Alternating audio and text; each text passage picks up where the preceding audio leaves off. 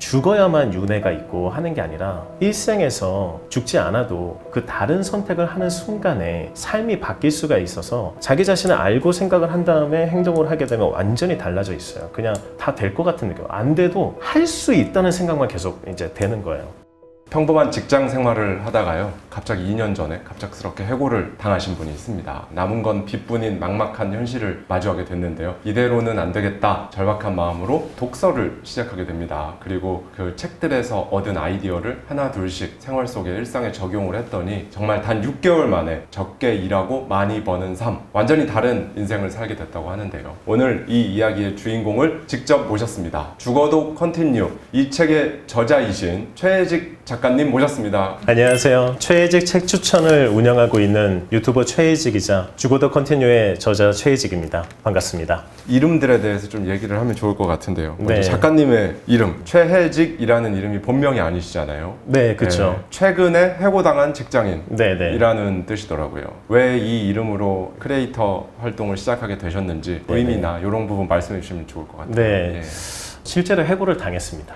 네, 회사에서요. 예. 그때 해고를 당하고 집에 오니까 알게 된 게 제 머리를 회사를 위해서만 썼지 저를 위해서 쓴 적이 한 번도 없더라고요. 보통 사람들 다 그렇죠. 그러실 거예요. 네, 그래서 그러면 이제부터 나를 위해서 써보자. 네. 이젠 다시는 회사로 돌아가지 않겠다. 그렇게 생각하고 이제 무자본으로 뭔가를 해야 되잖아요. 월 수입이 0원이 됐으니까. 네. 그래서 블로그를 처음에 이제 시작을 해보려고 네. 하는데 활동명이 필요했어요. 네. 그러다 보니까 뭘로 하지? 근데 제 자신 상태를 봤죠. 그때 상태를. 최근에 해고당한 직장인이 맞으니까 네. 그럼 최혜직? 이렇게 해가지고 입에도 너무 잘 맞고, 그리고 이거를 썼을 때 이 뜻풀이를 알게 되면 공감하시는 분들도 있으실 수 있겠다. 그렇게 해서 운명 같은 느낌이 들어가지고 최혜직이라는 이름을 쓰게 됐습니다. 그냥 딱 들으면 진짜 본명 같아요. 그러니까요. 딱 네. 사람 이름 같잖아요. 네, 사람 이름 같고. 처음에 그러면 네이버 블로그로 시작을 하신 건가요? 아, 네네. 네이버 블로그랑 워드프레스 블로그 그렇게 해서 했는데 그게 좀 제 길이 아니다라고 생각이 들기도 했었어요. 글은 재밌는데 네. 제가 글 쓰는 건 되게 좋아해서 글은 재밌는데 뭔가 억지로 하고 있는 듯한 느낌이 계속 들었었거든요. 네. 유튜브가 오늘 지금 촬영일 기준으로 이제 5만 구독자가 넘는 채널이 됐습니다. 블로그보다 유튜브가 훨씬 힘드실 거거든요. 네, 해야 맞아요. 될 네. 것도 훨씬 많고. 네, 맞습니다. 예. 그런데 어떻게 유튜브는 좀 맞으셨어요? 이렇게 하시면서? 그때 블로그랑 이제 막 구매 대행도 해보려고 하고 막 유튜브에 정말 많잖아요. 그래서 네. 진짜 다 해봤었어요. 근데 억지로 하고 있는 느낌이 좀 났어요. 와이프가 또 예전에 그 유튜브를 한 적이 있어서 교육 콘텐츠 쪽으로, 그래서 계속 저한테 유튜브 해보라고 계속 하는데도 정말 제 길이 아닌 것처럼 보였어요. 그냥 너무 어렵고 진입장벽이 있잖아요. 해야 될 거 너무 많고. 근데 그때 읽고 있었던 게 롬무어의 결단이었어요. 롬무어. 아시나요? 거기에 모든 내용은 한마디로 압축할 수 있잖아요. 일단 시작해. 그리고 완벽해져. 네. 그래서 그냥 시작해봤습니다. 녹음부터 해봤죠. 그래서 해봤더니 블로그랑 했던 거랑 다르게 너무 몰입이 되는 거예요. 이게 자기 길은 자기만 모른다더니 그게 딱 느껴졌어요.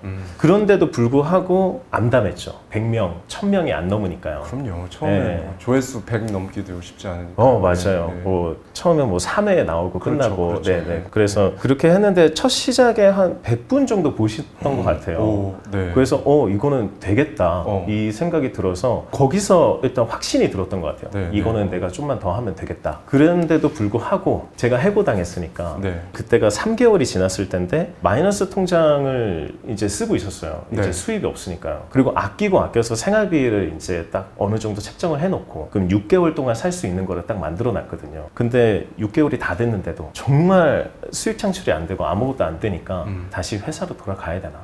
정말 그때 약간 비참했어요. 이렇게 준비했는데 안 되나? 근데 갑자기 막 여기저기 알아보고 이력서를 쓰려고 하는 순간에 수익 창출이 되더니 한 영상이 10만이 넘으면서 그게 뜨더니 수익 창출 바로 되고, 예전에 컨설팅 해줬던 업체에서 영업이 이제 시작돼가지고 그 돈도 들어오기 시작하는 거예요. 와, 이게 정말 돈 트기 전이 가장 어둡구나. 네, 그때 그렇게 느꼈던 것 같습니다. 그래서 지금은 직장 다니실 때보다 훨씬 더 경제적으로 훨씬 낫죠. 훨씬 더 여유가 있는 삶을. 네, 훨씬 좋습니다. 심지어 직장 다닐 때보다 근무 시간도 훨씬 많고요. 예. 제 시간을 쓸 수 네. 있고 제가 일하고 싶을 때 일을 할 수 있고, 그냥 오늘 만약에 친구들이랑 가족들이랑 혹은 와이프랑 술을 좀 거하게 마시면 그냥 쉬고 예, 그런 제 라이프를 즐길 수 있잖아요. 그런 게 너무 좋죠. 책이 3월에 출간이 됐습니다. 죽어도 컨티뉴. 이 책을 쓰게 되신 계기라든지 네, 뭐 네. 이런 부분들 굉장히 궁금해요. 제가 처음에 썼던 책이 있었어요. 네. 사실 그거는 저 혼자 보려고 그랬는데 이제 어느 날 출판사 대표님이 제 유튜브를 보시고 연락이 와서 책을 쓸 생각이 없냐고 하셔서 그걸 그대로 보내드렸죠. 그랬더니 이거는 안 된대요. 그래서 아, 재밌게 써야겠다.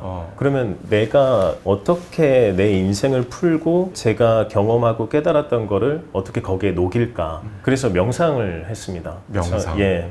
명상을 하면서 저한테 이제 계속 질문을 하는 거예요. 너는 어떻게 쓰고 싶어? 네 인생 어떻게 거기다 녹일래? 그랬는데 갑자기 저승사자라는 단어가 떠올랐어요. 그게 어떻게 갑자기? 그러니까 제가 지금까지 보던 책들 중에서는 그런 소재가 없었거든요. 없었죠. 네, 그러면 그거를 내 책의 요소로 차용하라는 얘기인가? 이 생각이 들어서 그러면은 내가 과거에 겪었던 것도 그 저승사자가 나와서 같이 여행하면서 그렇게 하면 되겠다. 이 생각이 들어서 이제 점점 쓰기 시작했어요. 그리고 이제 명상을 하니까 과거 어렸을 때 일들이 정말 또렷이 기억나기 시작하는 거예요. 그러니까 그거를 그대로 제 머릿속에 있는 거를 그대로 묘사를 하면서 대신에 이제 저승사자가 얘기를 해주고 제 과거를 돌아보는 거죠. 그랬을 때 이제 제가 겪었던 일들이 이제 머릿속에 떠오르니까 그대로 적었어요. 근데 신기한 게 아침에 일어나서 30분 반 그게 떠오르고 그 다음에는 떠오르질 않는 거예요. 그래서 그냥 매일 아침 30분씩만 적었거든요. 그러다가 약간 부족한 거예요. 그래서 또 명상을 했습니다. 그러니까 금성이 떠올랐어요. 금성. 네. 근데 금성 하면은 딱 떠오르는 게 예전에 정말 유명했던 책 있잖아요. 화성에서 온, 그거 있잖아요. 네. 그게 딱 떠오르면서 아, 그럼 그걸 또 요소로 차용하라고. 그래서 금성에는 만약에 자아가 되게 강한 사람만 있고 지구에는 내면의 신이 깃든 사람이 있다면 이거 대비해서 자아의 작동 방식을 보여줄 수 있겠다. 그렇게 해서 그걸 또 이제 차용해서 쓰기 시작하는데 이 두 개 내용을 연결할 다리가 없는 거예요. 그래서 또 명상이죠. 그랬더니 시뮬레이션 게임으로 미래의 지구인이 과거를 체험하면 이게 연결이 퍼즐처럼 맞춰지더라고요. 그렇게 해서 그 구조로 해가지고 책을 계속해서 쓸 수 있었죠. 이 책의 독특하고 유니크한 스토리텔링 방식이 다 명상에서 작가님의 명상에서 떠오른 그쵸. 것들이군요. 예. 명상은 매일 하세요, 지금도? 네, 매일 합니다. 아침에 일어나자마자 하고 그냥 누워있을 때도 할 수도 있고 자기 전에도 하고요. 처음에는 5년 전에 제가 이혼을 한 다음에 그때 되게 하루하루를 너무 공허했어요. 그래서 그 명상을 그때 시작하게 된 거는 지금 하고 있는 명상이랑은 좀 다르긴 한데 그때는 끌어당김 쪽으로 명상을 했어요. 제가 이제 딱 두 가지만 되뇌었습니다. 누가 봐도 아름다운 여자가 나만 사랑해주면 좋겠다. 네. 이혼을 겪었으니까 네.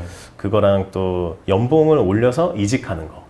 이거 두 개만 정말 계속 되뇌었어요. 그때 그렇게 하니까 3개월 뒤에 정말 연봉을 올려서 이직할 수 있었고 그 다음에 그 3개월 뒤에 와이프를 만나게 됐거든요. 그때도 되게 신기한 게 이 사람은 나랑 만날 것 같은데 저 처음이었어요. 이런 기시감이라고 해야 되나요? 그런 느낌이 드는 게. 근데 결국에는 또 제가 만나서 결국에는 올해 결혼하게 됐고 근데 이제 해고를 당한 다음에는 어떤 명상이 시작되냐면 저한테 질문하는 명상으로 바뀌었어요. 이게 뭐가 다르냐면 그거는 제 외부 상황을 바꾸려고 노력한 명상이에요. 근데 지금 하고 있는 명상은 저를 알아보는 명상이 되는 거거든요. 이게 결국에는 내면을 바라보는 명상이 진짜 명상처럼 느껴지는 게 외부 환경을 아무리 바꿔봤자 제 안이 바뀌지 않으면 그냥 평생 그 자리인 거예요. 잠깐은 좋아질 수 있는데 그냥 다시 원래 상태로 돌아오는 거죠. 그거를 알게 된 다음부터는 그냥 내면을 알아보는 명상을 하고 계속 저한테 뭘 하고 싶어? 너의 인생은 어떻게 살고 싶어? 이러면서 계속 질문하는 명상으로 시작을 하죠.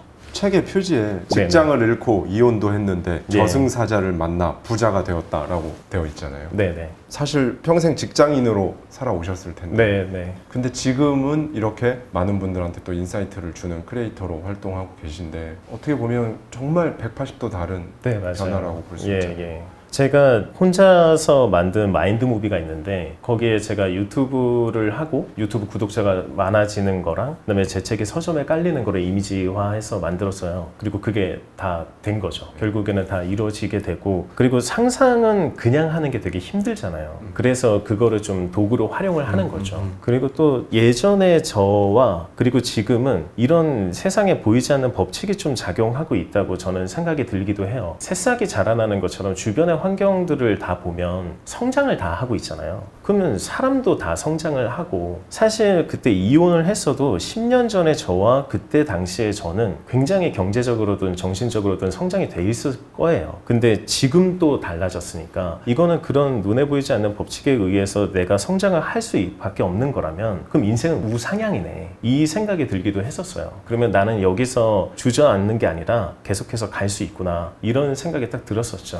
마인드 무비에 대해 말씀을 많이 해주시잖아요. 네네. 흔히 예전에는 이제 비전 보드라고 해서 본인의 비전이 있으면 그 이미지들을 보드에다가 붙여서 매일 보고 상상하게끔 하는 비전 보드가 있는데 그 비전 보드의 디지털 버전이라고 맞아요. 볼 수 있을 것 같아요. 마인드 무비 조 디스펜자 박사의 당신도 초자연적이 될 수 있다에 나온 개념을 보고 마인드 무비를 1000개 이상 만들게 됐다고. 네네. 조 디스펜자 책을 너무 감명 깊게 봤는데 거기에 딱 그 개념이 나오잖아요. 네. 근데 저도 만들고 싶었어요. 그래서 찾아봤죠. 근데 우리나라에는 없는 거예요. 근데 제가 영상을 만들고 있고 내가 만들면 되겠네 이 생각이 들어서 제가 만들고 제 영상을 올렸어요. 네. 마인드 무비라는 개념이 이런 겁니다 여러분 이렇게 해서 올렸는데 그거를 보시고 구독자분들이 만들어 달라고 하셔서 네 알겠습니다 하고 만들어 주다 보니까 벌써 2년이 흘렀고 그러다 보니까 대충 이렇게 세보니까 1000건 이상을 만들었다는 거예요. 하루에 제가 2개, 3개 혹은 많게는 5개씩 만들었거든요. 그러면서 2년 동안 한 1000건 이상 만들게 된 것 같습니다.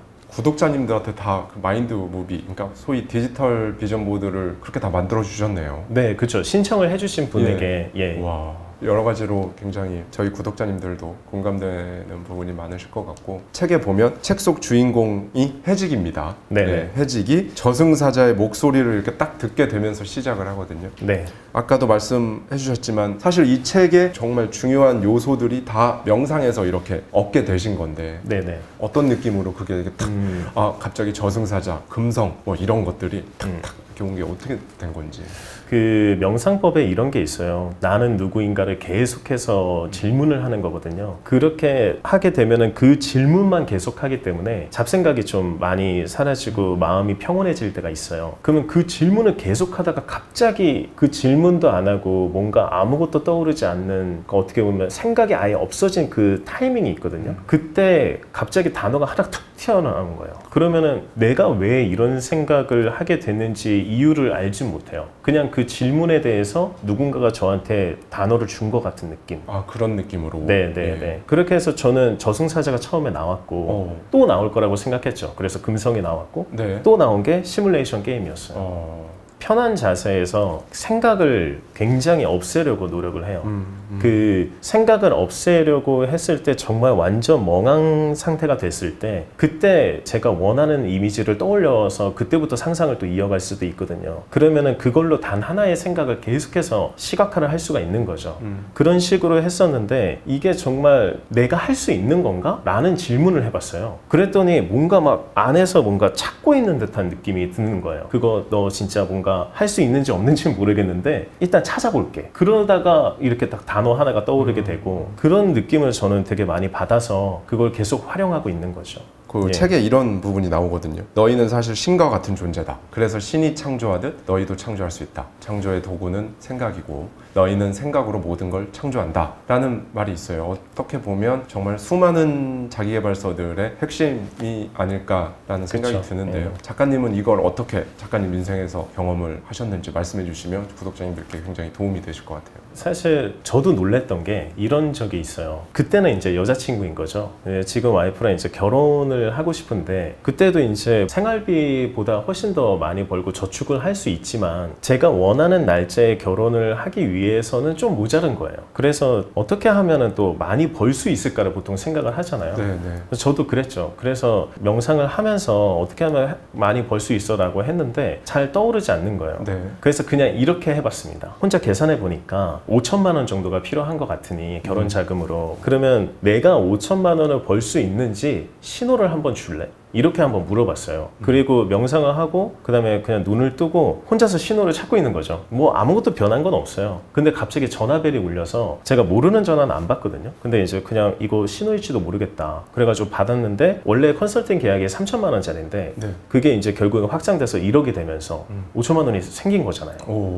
이거는 이거 너무 소름 끼칠 정도로 이런 느낌이 들어가지고 와 이게 생각만으로 된다고? 이런 생각이 들었어요. 그 다음에 이제 날짜도 다 잡고 잡고 식장 비용도 이제 다 있으니까 이렇게 됐는데 갑자기 또 돈이 나갈 일이 생겨서 1,000만 원 정도가 좀 부족했어요. 그래서 그냥 또 물어봤습니다. 나 1,000만 원 필요한데 좀 신호 좀 달라고. 아무 신호가 없었어요.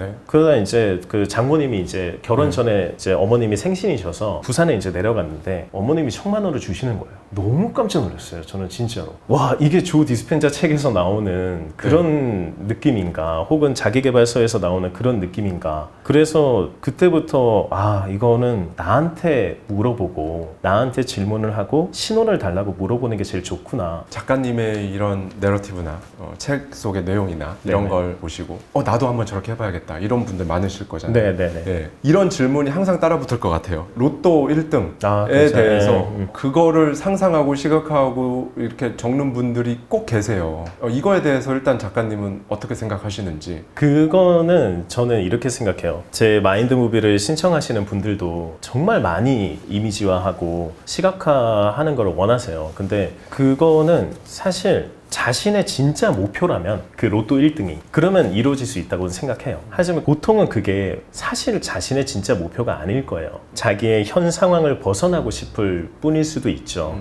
그래서 가장 중요한 거는 그 상상의 힘이 진짜로 되려면 전제 조건이 저는 있어야 된다고 보는데 그건 자기 자신을 알아야 돼요. 자신만의 목표가 뭐고 자기가 가야 할 길이 뭔지를 알아야 그게 만약에 그 사이에 있는 과정이라면 이루어질 수는 있어요. 근데 사실 자신의 길을 알고 목표를 알게 되면 로또 1등은 별로 그렇게 신경 쓰이지도 않게 돼요. 왜냐하면 자신의 길을 알게 되면 거기서 그 로또 1등 금액만큼 벌 수 있을 거라는 확신이 들기 때문에 별로 그게 신경 쓰이지 않거든요. 그래서 제가 볼 때는 상상의 힘의 전제 조건은 자기 자신을 무조건 알아야 된다. 그렇게 생각하고 있습니다. 공감합니다. 예, 네. 작가님께서 방금 말씀을 해주셨는데 자기가 원하는 게 뭔지 본인이 원하는 그 이미지가 있을 거잖아요. 삶의 이미지. 그걸 해가는 과정에서 이제 분명히 경쟁이라는 게 당연히 있을 수밖에 그렇죠. 없고. 예. 근데 그 경쟁률이라고 하잖아요. 네네. 그게 그 어느 분야가 됐든 간에 로또보다는 경쟁률이 훨씬 널널합니다. 그렇죠. 네. 네, 맞습니다. 네. 예. 그리고 실제로 어떤 분야를 하게 되면 뭐 아무리 레드오션이라고 할지라도 정작 그거에 진짜 재능이 있는 사람들은 본인이 그거에 재능이 있다는 걸 모르는 경우가 많고 그래서 실제 그 필드에 들어가 보면 생각했던 것보다 그거보다 훨씬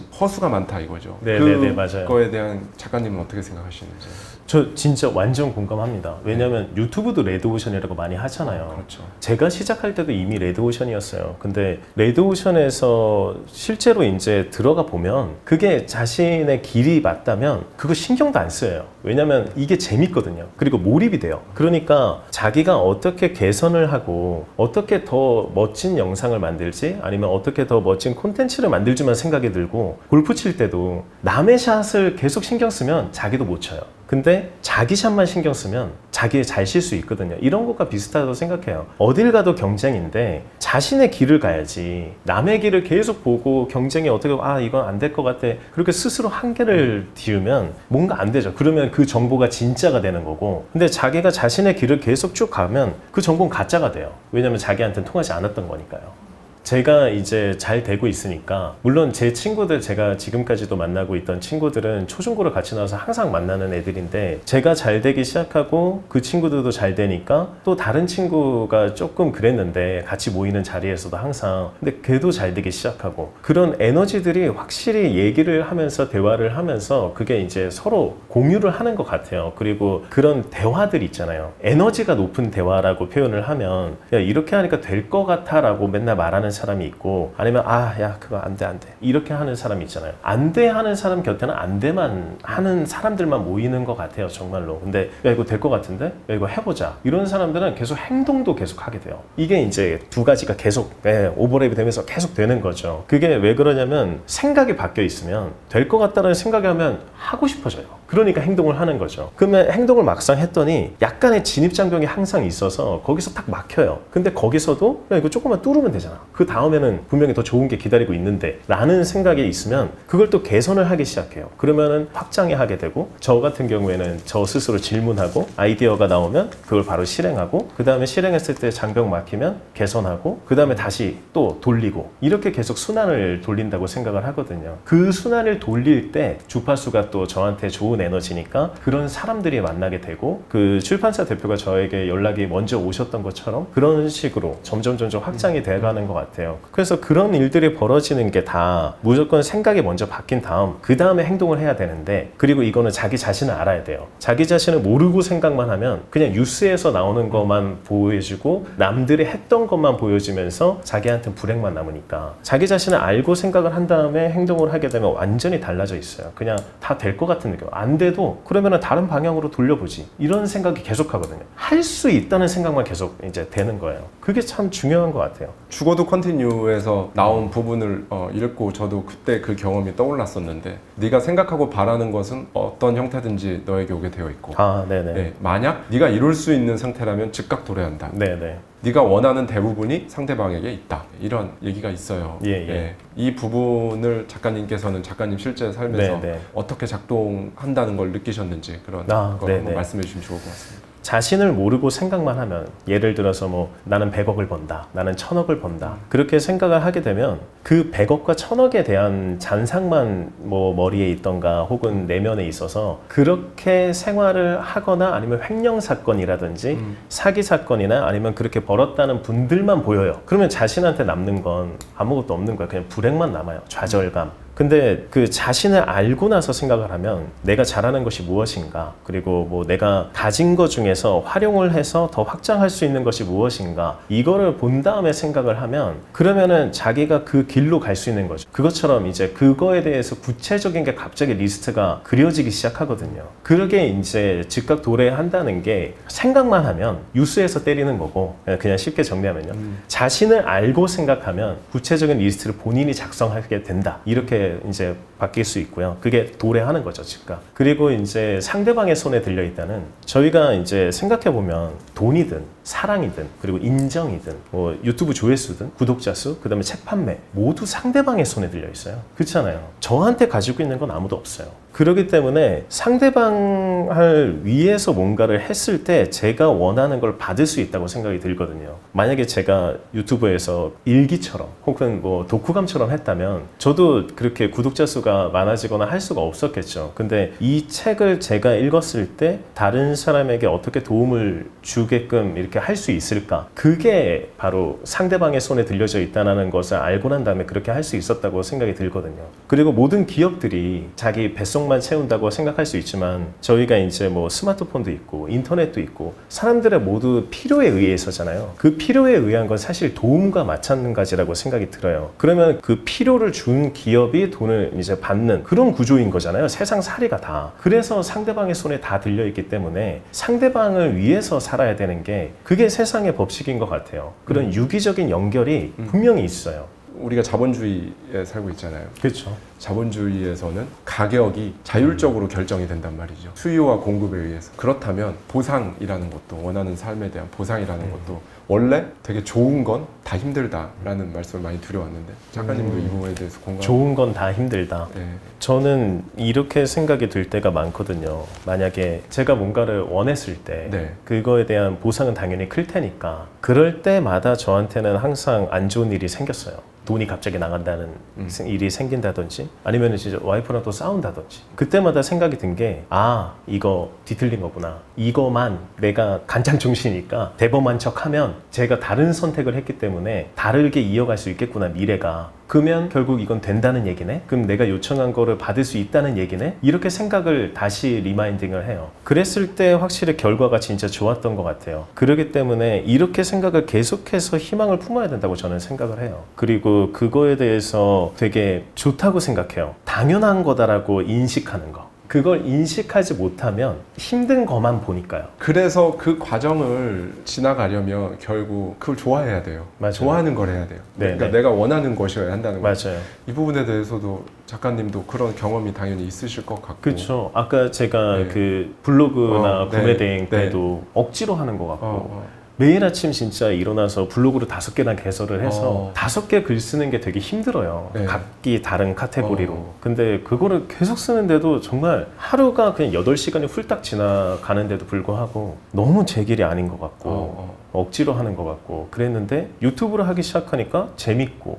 제가 계속 그걸 하고 싶고 그걸 위해서 책을 계속해서 읽고 이 부분 재밌겠다, 이거 소개하면 이거 도움 되겠다, 이런 게 머릿속에 파파파파 꽂히는 거는 제가 재미를 느꼈기 때문이에요. 그러면 그걸로 인해서는 에너지를 계속 얻을 수 있어요. 사실 힘들긴 하죠. 저도 그렇게 계속 안 나왔었으니까요. 근데 그럼에도 불구하고 지치지 않고 계속 할 수 있는 힘은 진짜 자기 자신이 좋아하는 거, 그게 목표가 된 거, 그게 맞다고 생각해요.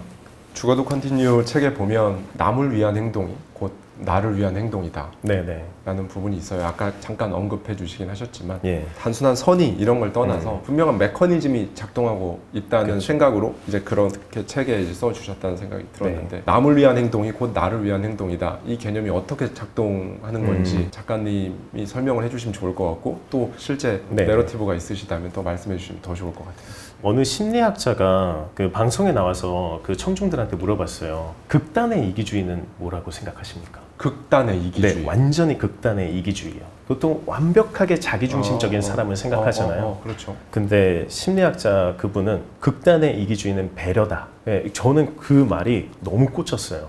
왜냐하면 세상은 유기적이에요. 그렇기 때문에 도움이 필요한 곳에 제가 도움을 줄 수 있으면 제가 성장을 해요. 그러면 그분은 도움을 받을 수 있고, 그럼 그 도움을 받으신 분의 에너지가 또 돌고 돌아서 저한테 와요. 근데 그걸 모르고 자기 혼자서 그렇게 한다고 하면 이미 본인이 만약에 성공을 했다, 그러면 그 부분은 인정 안 하는 거예요. 남의 도움을 받아서 성공을 한 거거든요. 왜냐면 본인이 돈 번 거는 상대방의 손에 있는 돈을 받은 건데, 그러면 상대방의 손에 있는 돈을 받은 이유는 그 사람한테 도움이 된 거라든지 필요한 걸 줬기 때문인데, 근데 그 부분을 인정하지 않고 나 혼자 잘나서 된 거야, 이렇게 하게 되면은 이미 본인 혼자서 관계의 끈을 끊어버린 거예요. 그런 분은 얼마나 잘 될지 모르겠어요. 근데 남을 위해서 계속해서 생각을 하고 그게 최고의 투자라고 생각하는 사람은 결국에는 어떤 일이 생겨도 주변에서 도움이 일어나요. 저는 그렇게 생각이 들거든요. 그래서 저도 유튜브를 제가 독후감이라고 생각하면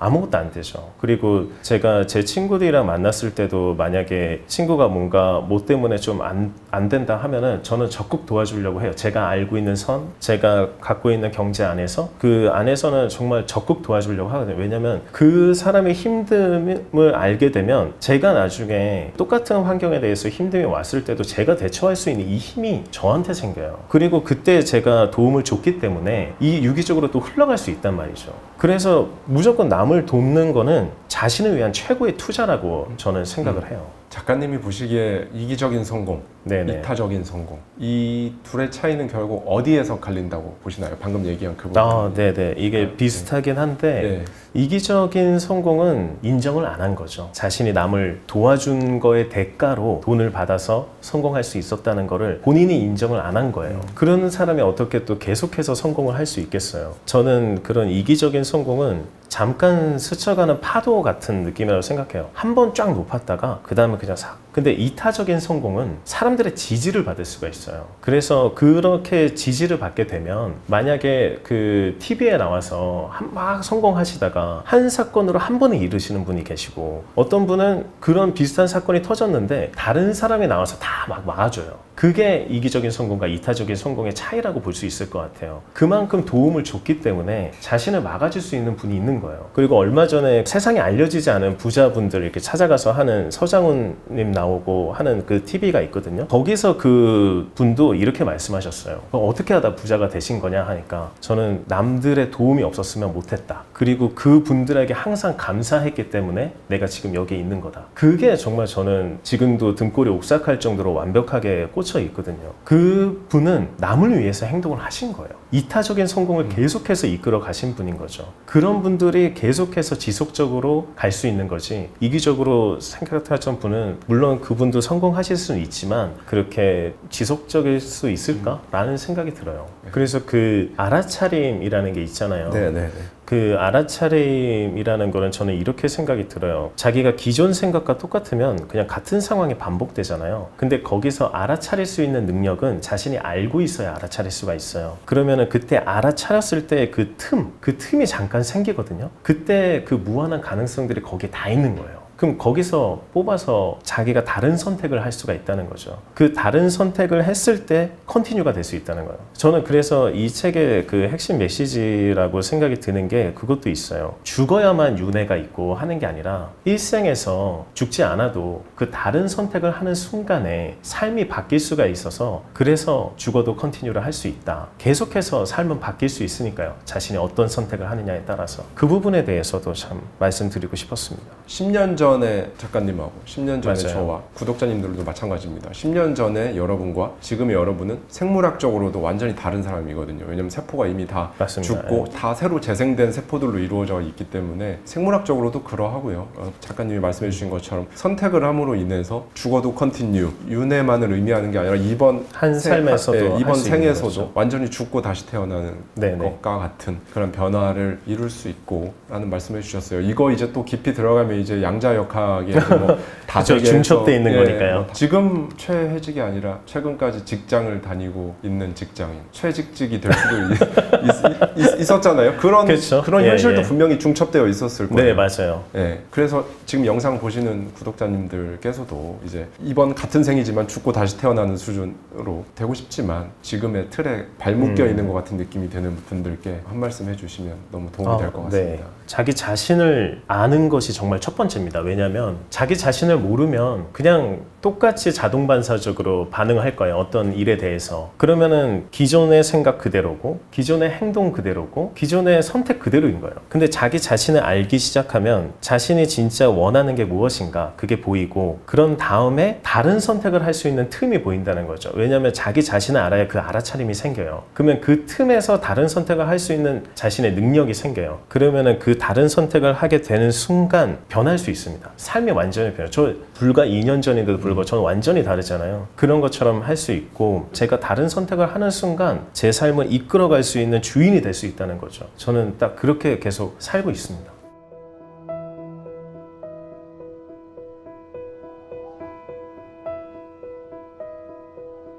저는 대구에서 태어나서 33년을 살았고요. 서울 온 지 4년밖에 되지 않았습니다. 지금 이제 PD님들도 놀라고 계신데 제가 먼저 말씀드리지 않으면 모르세요. 저는 수도권에 살지도 않았었고 뭐 아나운서 교육을 받은 적도 없었고요. 33년을 대구에서 대구 사투리 쓰면서 살았어요. 방금 썼죠? 네. 제가 어떤 아카데믹한 교육을 받지도 않고 33년간 대구에서 나고 자라면서도 서울어를 습득했던 당사자이기 때문에 여러분 누구나 하실 수 있다고 생각합니다. 저도 했잖아요. 저도 하고 있잖아요. 네, 하와이 데저텍 구독자 여러분 안녕하세요. 반갑습니다. 누구나 쉽게 배우는 3단계 발표 공식 저자 윤상명입니다.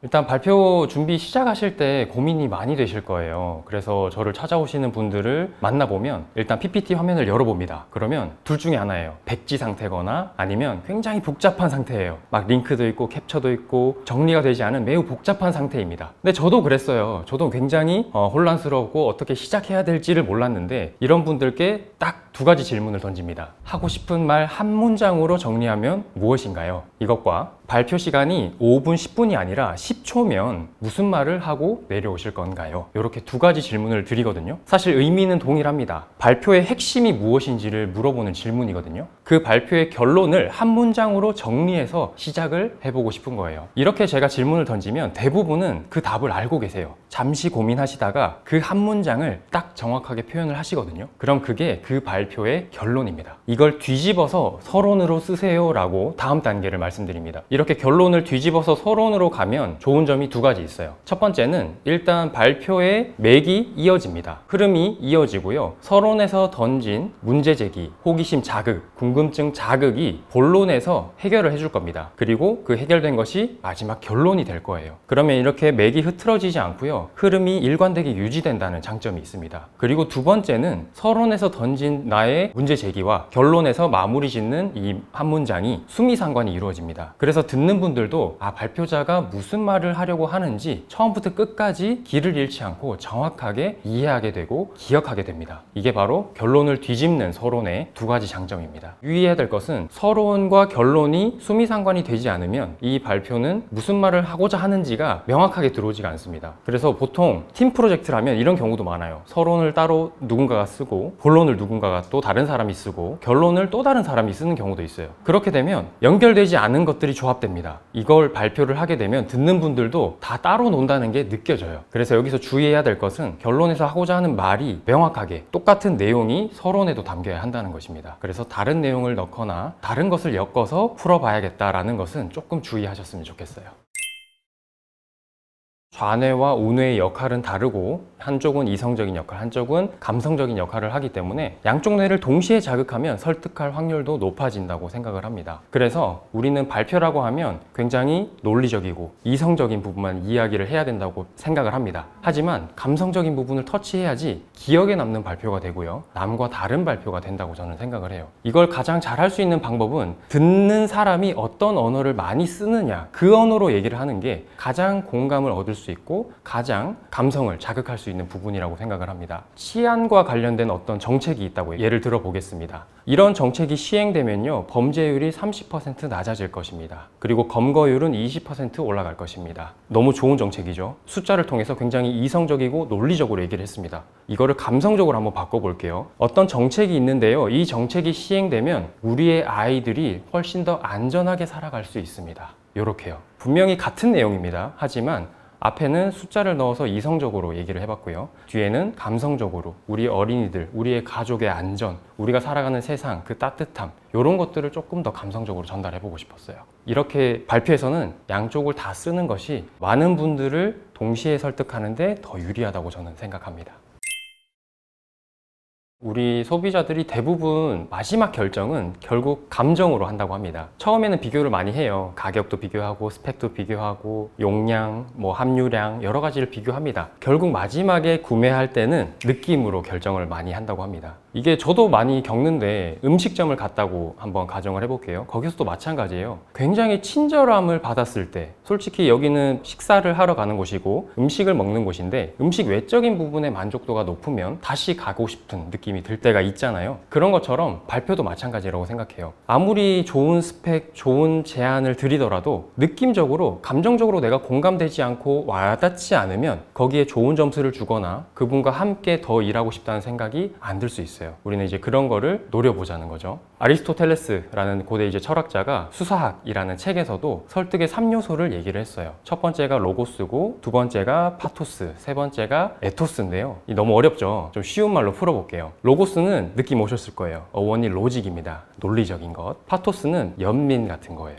그리고 에토스는 조금 어렵지만 나중에 말씀드릴게요. 먼저 첫 번째 로고스부터 말씀드리면 이성입니다. MBTI로 비교하자면 T예요. 너 T야? 할 때 그 T입니다. 이성적인 거죠. 그리고 두 번째 파토스는 F입니다. 감성적인 분들. 그래서 T와 F가 많이 다투기도 하죠. 왜 이렇게 서운하게 얘기하냐, 왜 그렇게 해결책만 얘기를 하려고 하느냐, 넌 왜 그렇게 감성적이냐, 감정적이냐, 이렇게 서로 다투기도 하는데 이 양쪽이 좀 공존을 했으면 좋겠어요. 발표에서는. 그게 좋은 발표라고 생각을 하고요. 우리 MBTI 검사를 하더라도 T와 F가 100%가 나오는 경우는 없습니다. 그리고 발표는 여러 사람이 함께 들으시잖아요. 그 많은 분들 속에는 T가 강하신 분들도 있고 F가 강하신 분들도 있어요. 그리고 그 각자 또한 내면에는 T와 F가 공존하고 있습니다. 그래서 그 모든 것을 아우르면서 같이 자극하면서 설득하는 게 좋은 발표라고 생각을 합니다. 그걸 아리스토텔레스가 수사학에서 말씀을 해 주셨었고요. 마지막 에토스는 뭐냐면 요즘 이제 어린 친구들이 많이 쓰는 말이 있더라고요. 고트라고, greatest of all time이래요. 역대급입니다. 레전드 같은 거예요. 그래서 말하고 있는 사람의 권위나 신뢰, 이런 것들이 상대방에게 신뢰를 더 심어준다는 겁니다. 그래서 저도 지금 영상을 시작할 때 제 소개로 시작을 했고요. 책을 보더라도 책 날개 가장 앞쪽에 저자 소개가 들어가 있는 거죠. 또 많은 강사님들이나 많은 분들이 자기소개할 때 고트를, 에토스를 심고 시작을 하실 겁니다. 그래야지 듣는 분들이 아, 저분의 말은 들을만 하겠구나, 믿을만 하겠구나 라는 믿음을 먼저 심고 시작할 수 있게 되는 거죠. 그래서 정리를 해보자면 로고스, 파토스, 에토스, 이성과 감성, 그리고 권위와 신뢰, 요것들이 어우러지면 좋은 발표, 더 설득할 수 있는 발표가 될 겁니다.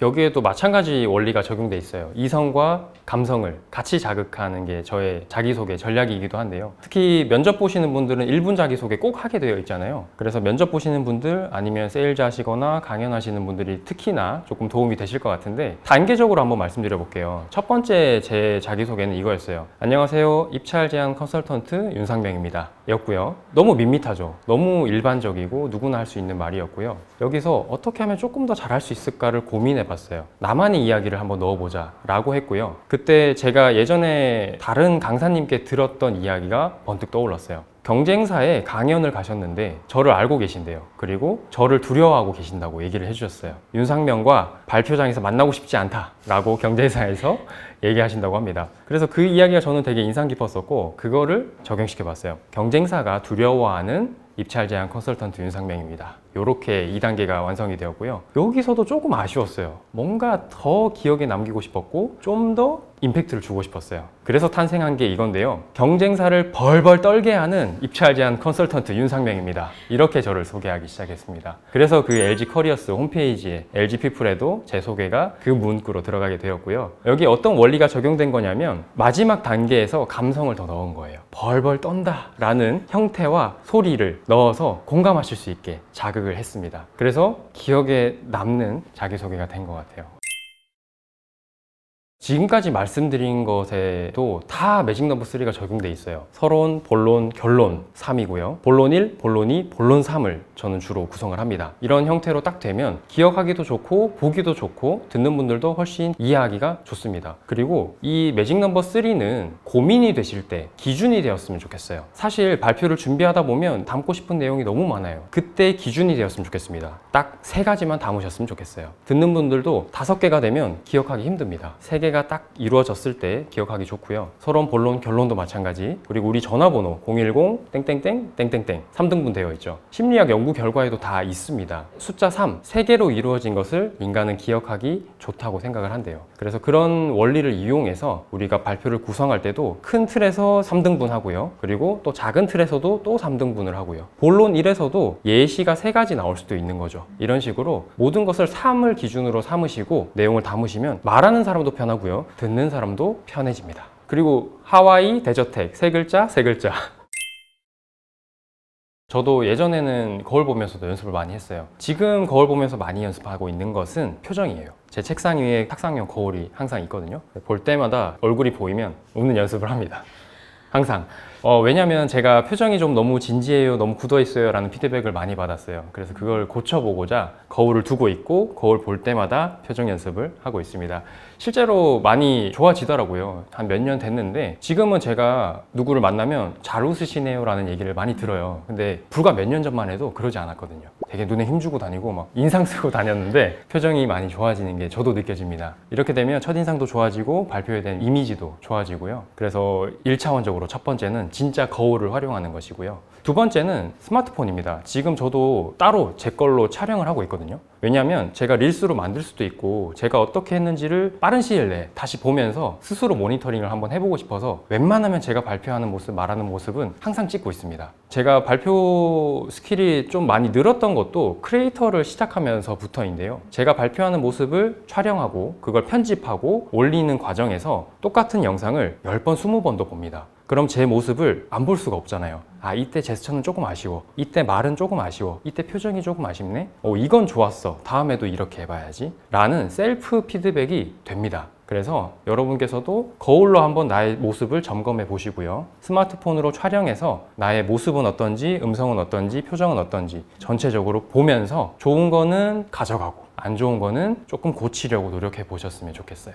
두 번째가 또 중요한 게 동료 피드백이에요. 이렇게 셀프로만 하면 스스로는 만족할 수 있거든요. 근데 그게 안 맞을 수도 있어요. 왜냐하면 발표라는 것이 자기 만족을 위해서 하는 게 아니잖아요. 분명히 누군가에게 보여주기 위해서 하는 행위가 발표인데 그러면 상대방이 맞다고 하는 대부분의 것들은 그 방향으로 가야 된다고 저는 생각을 해요. 예를 들어서 제가 말씀드린 표정도 그랬어요. 제가 생각하기에는 제 표정이 그렇게 딱딱한가? 라는 의문이 들었거든요. 근데 많은 분들께 반복적으로 그 피드백을 받다 보니까 아, 이건 개선을 좀 해야겠구나 라는 생각이 들었어요. 그래서 꼭 동료 리허설까지 이어서 해보셨으면 좋겠습니다. 앞에서 말씀드린 셀프 리허설, 동료 리허설은 시간과 공간과 또 다른 사람들이 필요해요. 그래서 우리가 쉽게 할 수는 없습니다. 근데 공짜로 무제한으로 할 수 있는 게 이미지 트레이닝 연습이에요. 계속 상상해서 그 모습을 머릿속으로 그리는 건데요. 이거는 시간과 공간의 제약이 없이 무제한으로 할 수 있는 거죠. 예를 들어서 제가 중요한 발표를 앞두고 있으면 그날까지는 계속 그 발표만을 생각해요. 밥 먹을 때도, 샤워할 때도, 산책할 때도 웬만하면 그 발표에 도움되는 생각을 계속 하려고 하거든요. 그런 식으로 계속해서 그 발표를 생각하고 이미지 트레이닝을 하다 보면 더 좋은 아이디어가 떠오르고 또 적용을 할 수 있게 되더라고요. 이런 발표 준비뿐만 아니라 발표 현장, 실전에서의 긴장감도 낮춰주는데요. 실제로 발표 현장을 미리 가볼 수 있으면 너무 좋은데 그렇지 않은 경우도 많잖아요. 그러면 유사한 곳을 떠올려 봅니다.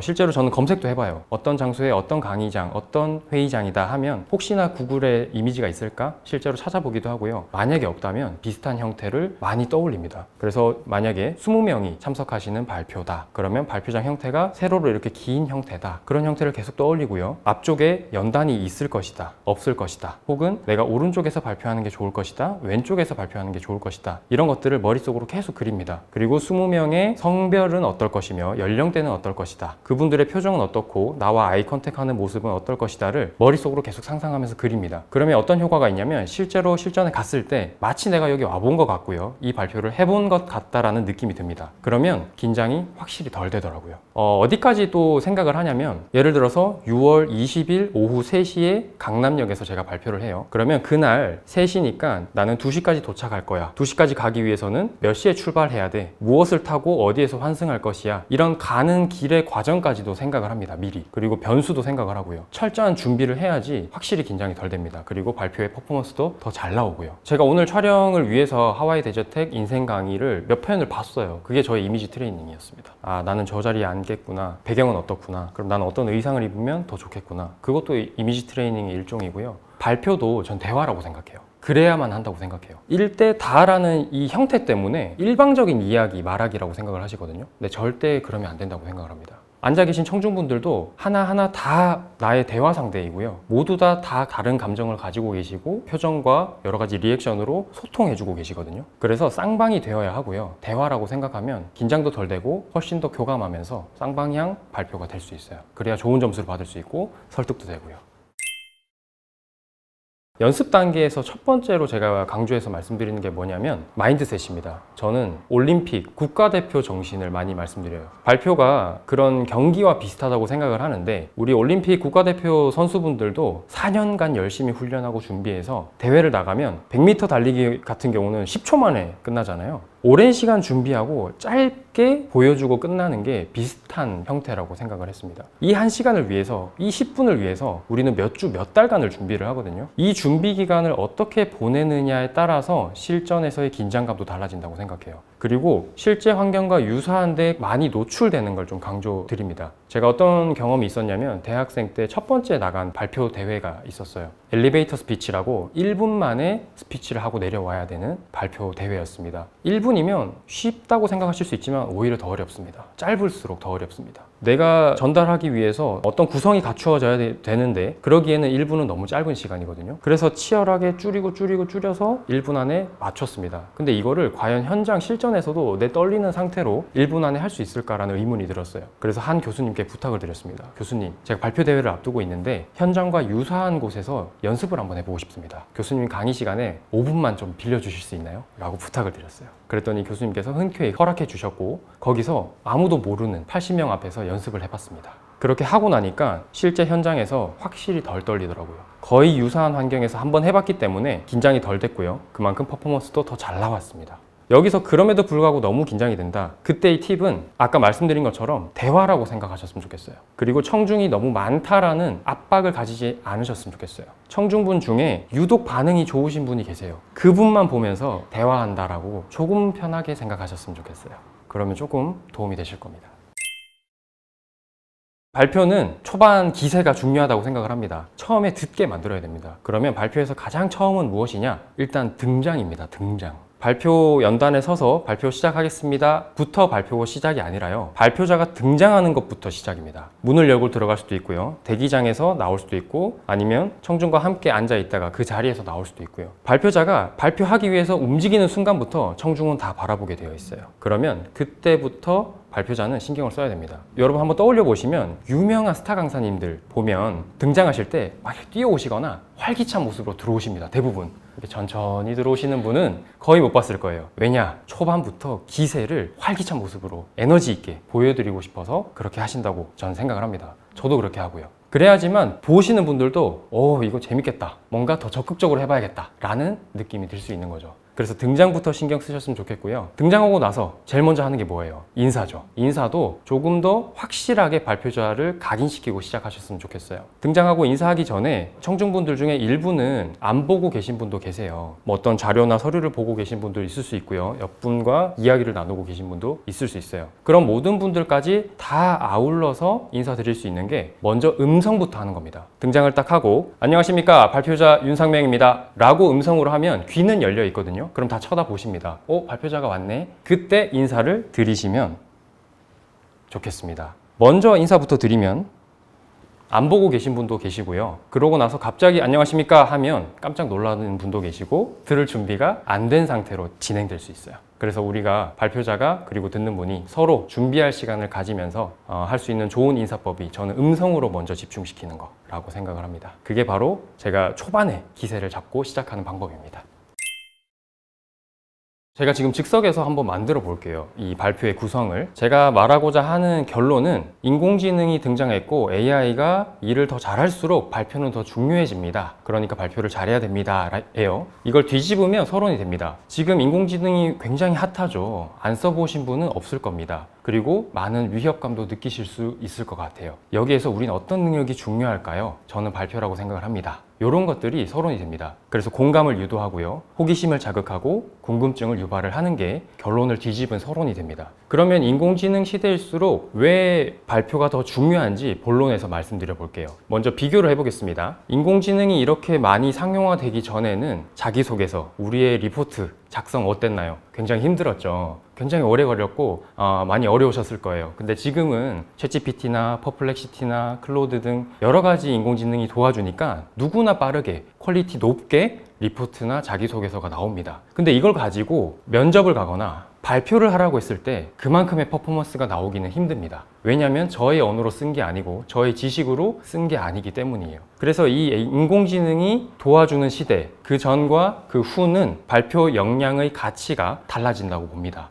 방금 제가 시대의 흐름을 비교했어요. 과거와 현재를 비교했습니다. 이렇게 그냥 인공지능 시대에 발표가 중요합니다 라고 막 얘기를 하는 것보다 인공지능이 등장하기 전과 비교를 한 겁니다. 그래서 이렇게 비교 스킬로 저의 주장하고자 하는 바를 더 강화시킬 수 있고요. 실제로 저도 지금 대학원을 다니고 있거든요. 그러면 챗GPT와 함께 쓰고 빠르게는 뭐 1시간 안에도 리포트 하나가 뚝딱 완성이 됩니다. 근데 어느 날 이걸 가지고 발표를 하라고 했을 때 자신이 없더라고요. 저의 언어가 아니었고 제 내용이 아니었기 때문인 것 같아요. 그래서 여러분들이 공감하실 수 있을 텐데요. 그럴수록 이 마지막 단계, 발표 단계, 면접 단계에서의 그 사람의 역량을 검증하는 게 훨씬 더 강화될 것이고 훨씬 더 또 희소한 역량이 될 것이라고 저는 생각을 해요. 그래서 방금 저의 경험을 사례로 말씀을 드려봤고요. 그런 것도 있어요. 본인의 경험일 수도 있고 다른 전문가의 경험이나 의견을 인용할 수도 있습니다. 예를 들어서 대한민국 대표하는 한석준 아나운서님께서도 이 부분을 굉장히 공감해 주셨는데요. 실제로 우리나라에서 손꼽히는 말하기 분야의 전문가 분이신데요. 그분께서도 왕성하게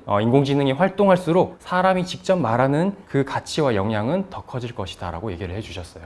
이런 것도 제 의견 플러스 전문가의 의견까지 더해서 저의 주장에 대한 근거를 뒷받침할 수 있습니다. 그리고 비유를 한번 해볼게요. 여러분, 세탁기가 등장하고 나서 빨래하는 거 너무 쉬워졌죠. 빨래는 세탁기가 너무 편하고 더 깨끗하게 합니다. 근데 아직까지 뭐가 안 되나요? 빨래 개는 거 아직까지 상용화가 안 되고 있죠. 저는 이 빨래 개는 영역이 우리의 발표 영역, 면접 영역, 사람이 직접 만나서 대화해야 하는 영역이라고 생각을 합니다. 자기소개서나 리포트는 세탁기가 해줄 수 있어요. 하지만 아직 빨래를 개는 것은 인공지능이 하기는 힘들다고 보고 있습니다. 불가능하거나 혹은 굉장히 오래 걸릴 것이라고 저는 예측을 하고 있고요. 그렇기 때문에 여러분 발표 역량 가지고 계시면 앞으로 더 희소해질 것이고 여러분의 능력을 더 인정받기 좋아질 거라고 저는 생각을 합니다. 이런 식으로 한번 한 세트 제가 한번 만들어 봤습니다. 피레미, 이 이름도 굉장히 기억에 잘 남죠. 물고기 이름을 생각하시면 기억에 잘 남으실 것 같은데요. 제가 이 부분을 특히 인용해서 활용했던 이유는 요즘 시대에 더더욱 중요한 화법이라고 생각을 합니다. 쇼츠, 릴스, 틱톡이 유행하면서 짧은 영상에 우린 더 익숙해졌어요. 그리고 이 숏폼 세계에서는 후킹이라고 하죠. 초반 3초에 잡지 못하면 끝까지 보지 않는다가 이 바로 후킹의 원리인 거죠. 숏폼이란 형태가 우리에게 익숙해지면서 발표에도 전 영향을 미친다고 생각을 했어요. 그래서 초반에 어떻게 후킹을 하느냐, 어떻게 피싱을 하느냐, 이게 바로 피레미 화법에서의 첫 번째 피싱입니다. 그래서 지금 여러분이 보고 계신 이 하와이 데저텍의 영상도 썸네일을 먼저 보고 누르셨을 거예요. 그리고 영상 제목에도 피싱이 되셨을 수도 있고요. 그런 식으로 먼저 피싱을 해서 나의 이야기를 들을 준비가 되신 분들께 그 다음 단계의 이야기들을 이어가야 합니다. 들을 준비가 안 된 분들께 이야기를 해도 그거는 소귀의 경일기밖에 되지 않을 거예요. 그러면 그 들을 준비가 되신 분들께 다음 레가 리즌입니다. 이유를 말씀드리는 겁니다. 무엇을 들을지, 무엇을 이야기할지 말씀드린 다음 이걸 왜 들으셔야 하는지, 왜 이 이야기가 더 설득력 있는지 근거를 얘기해 주시는 거죠. 그리고 마지막 매가 메시지입니다. 메시지의 마지막 결론을 담는 거죠. 앞에서 제가 말씀드린 서론, 본론, 결론과 동일합니다. 구성은 동일하고 원리는 동일합니다. 다만 표현이 조금 바뀌었고요. 숏폼 형태가 유행을 하면서 조금 더 피싱이라는 워딩이 저에게 좀 자극을 줘서 이런 내용을 담게 됐습니다. 제가 가장 자신 있게 말씀드릴 수 있는 부분이에요. 저는 대구에서 태어나서 33년을 살았고요. 서울 온 지 4년밖에 되지 않았습니다. 지금 이제 PD님들도 놀라고 계신데 제가 먼저 말씀드리지 않으면 모르세요. 저는 수도권에 살지도 않았었고 뭐 아나운서 교육을 받은 적도 없었고요. 33년을 대구에서 대구 사투리 쓰면서 살았어요. 지금 들리는 거 방금 썼죠? 네. 대구 말은 네이티브 누구보다 잘할 수 있죠. 그리고 서울어를 하나 더 배운 셈입니다. 과거에 제가 발표를 할 때는 사투리를 했어요. 안녕하세요, 윤상명입니다. 반갑습니다.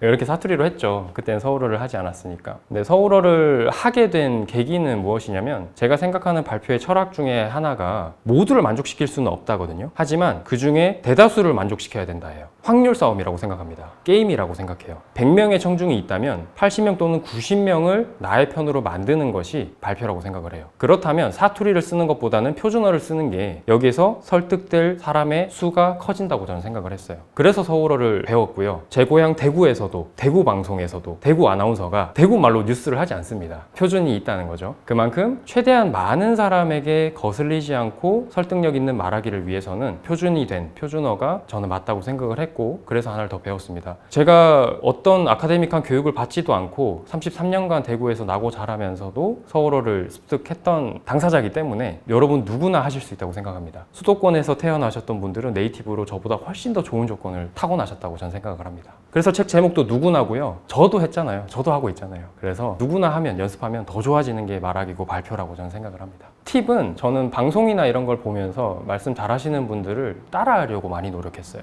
제가 좋아하는 분들 뭐 많이 계신데 한석준 아나운서님, 김창욱 교수님, 조승현 작가님, 그리고 그것이 알고 싶다 김상중 배우님, 저는 그분도 정말 벤치마크를 많이 하거든요. PT, 발표에 많은 것들이 담겨 있다고 생각해요. 그것이 알고 싶다의 진행 방식 자체가 감정이 들어가 있기도 하고요. 제스처와 표정과 그런 것들이 종합적으로 들어가 있는 선물 세트라고 저는 생각을 해요. 그래서 어떤 방송을 보더라도 저렇게 하고 싶어 라는 생각이 드시면 관찰하시고 특징을 파악하시고 따라하시면 생활 속에서도 충분히 나의 언어는 더 좋아진다고 저는 생각을 합니다. 그런 경험 많이 하셨을 거예요. 발표를 듣고 있으면 무슨 말을 하고 있는지는 사실 잘 안 듣고 있는 경우가 많아요. 일정 시간이 지나면 집중력이 흐려지기도 하고요. 그래서 기억에 남는 거는 그분의 모습이나 그때의 환경, 공간이라든지 그 사람의 목소리나 음성, 발음 이런 것들이 더 기억에 남을 거예요. 예를 들어 볼게요. 저는 피아노를 전혀 모릅니다. 근데 피아노 독주회, 연주회를 갔어요. 그러면 연주자분이 연주를 하다가 실수를 하실 수도 있지만 저는 모릅니다. 실수를 하셨는지도. 근데 그 연주자분은 실수에 대한 압박이 있으시더라고요. 발표자도 마찬가지라고 생각해요. 실수할까봐, 틀린 말 할까봐 겁을 많이 먹으시거든요. 근데 대부분의 청중분들은 틀린 말을 하거나 조금 실수를 하더라도 모르거나 다 이해를 해주십니다. 거기에 대한 두려움이 없으셨으면 좋겠어요. 말하기 자체에 대한 두려움이. 그 다음 음성인데요. 음성을 어떻게 연출하냐면 저는 3개의 버튼을 말씀을 드려요. 첫 번째는 목소리 크기입니다. 목소리를 크게 했다가 작게 했다가 작게 하는 것도 강조 효과가 됩니다. 제가 실전에서는 어떻게 썼냐면 어떤 공간에 소음이 많다라는 VOC가 있었어요. 그래서 제가 방음벽을 추가로 별도로 설치해 드려서 소음을 낮춰 드렸습니다. 이런 식으로요. 그냥 소음을 낮춰드렸습니다 라고 할 수도 있지만 소음을 낮춰드렸어요 라고 목소리를 작게 해서 그 내용의 의미를 더 전달해 드린 거죠. 그런 식으로 발표가 이루어지면 더 재밌고요, 더 이해가 되고 더 공감되고 더 기억에 남는다고 하십니다. 두 번째는 말의 빠르기 버튼입니다. 말을 빠르게 했다가 말을 천천히 했다가. 말을 빠르게 하는 것도 강조가 되고요, 말을 천천히 하는 것도 강조가 돼요. 의미에 맞춰서 활용해 보시면 더 효과가 극대화됩니다. 세 번째 버튼은 일시정지 버튼 입니다. 방금 제가 썼죠. 이렇게 잠시 멈추면 방송사고인가? 왜 멈췄지? 라고 대부분 쳐다보세요. 그때 가장 중요한 걸 말씀드리면 됩니다. 실전에서 제가 썼던 거 한 가지 말씀드리면, 여러분 통신이 장애가 나서 5분간 마비가 됐다고 상상을 해보십시오. 아찔하시지 않나요? 너무 불편할 겁니다. 인터넷이 되지 않는다? 굉장히 불편한 상황일 텐데요. 이런 식으로 제가 어떨까요? 상상해 보십시오 라고 잠시 멈췄습니다. 실제로 그 이야기를 던졌다면 상상할 시간을 드리는 거죠. 그리고 그 뒤에 중요한 얘기를 이어가면 강조 효과가 아주 높아집니다. 이 3개의 버튼으로 음성을 연주해서 좀 더 다이나믹한 발표가 되시길 바랍니다.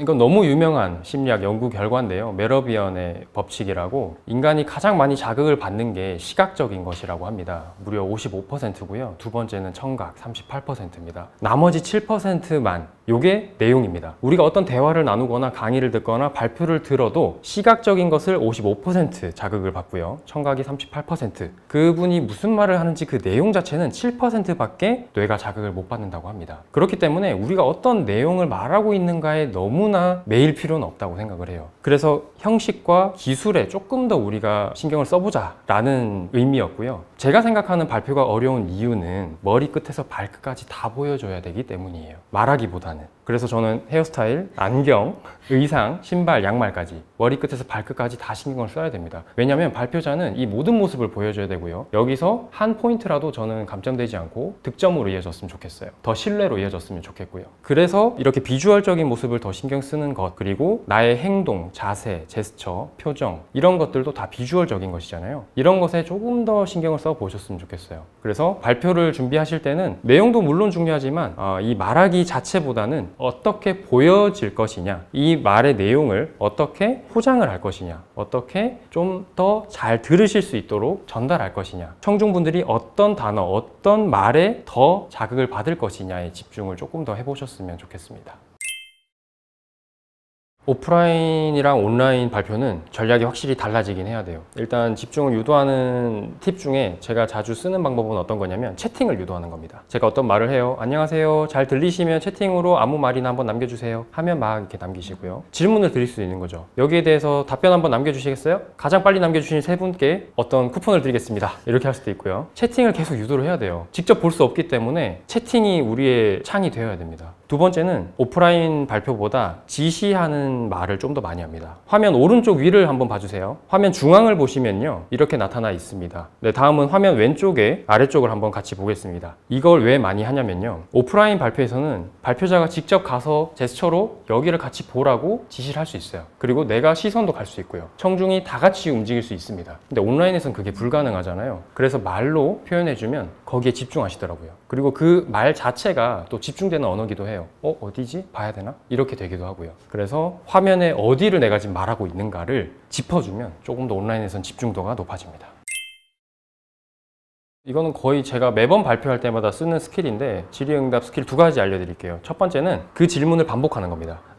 질의응답 어떻게 하면 더 잘하나요? 라고 질문을 주셨어요. 여기에 대해서 지금부터 답변을 드리겠습니다 라고 하는 게 첫 번째고요. 그래도 답이 잘 생각이 안 난다. 두 번째로 질의응답을 어떻게 하면 잘하는지에 대해서 질문 주셨는데요, 이 질문 되게 중요한 질문입니다. 저도 많이 받는 질문이기도 하고요, 저도 현장에서 이 스킬을 쓰면서 되게 효과를 많이 봤던 거거든요. 지금부터 질의응답 잘하는 방법에 대해서 답변을 드릴게요. 첫 번째는 이런 식으로, 여긴 어떤 효과가 있냐면 시간을 조금 내가 벌 수 있고요, 그리고 그 질문이 맞는지 확인도 할 수 있어요. 질문하실 질문하신 분을 더 존중하고 더 칭찬할 수 있게 돼요. 질문자도 더 뿌듯하고 내가 중요한 질문을 했네 라는 뿌듯함을 느낄 수도 있고요. 그리고 마지막 세 번째 마지막 스킬이 뭐냐면 솔직해지는 겁니다. 정말 모를 수 있어요. 모르는 건 모른다고 해야 됩니다. 여기서 거짓으로 임기응변으로 엉뚱한 답을 하면 문제가 커질 수 있어요. 정말로 모르는 거라면 솔직히 말씀드리면 그 부분은 준비가 되지 않았습니다. 하지만 저희가 끝나고 2시간 내에 찾아보고 자료를 만들어서 이메일로 보내드리겠습니다. 추가적인 답변을 서류로 보내드리겠습니다. 죄송합니다. 이런 식으로 하면 더 믿음이 가더라고요. 그래서 솔직하게 모르는 부분은 인정하고요. 그걸 언제까지 어떤 방법으로 답변을 추가 드리겠다. 이렇게 하면 신뢰가 올라갑니다.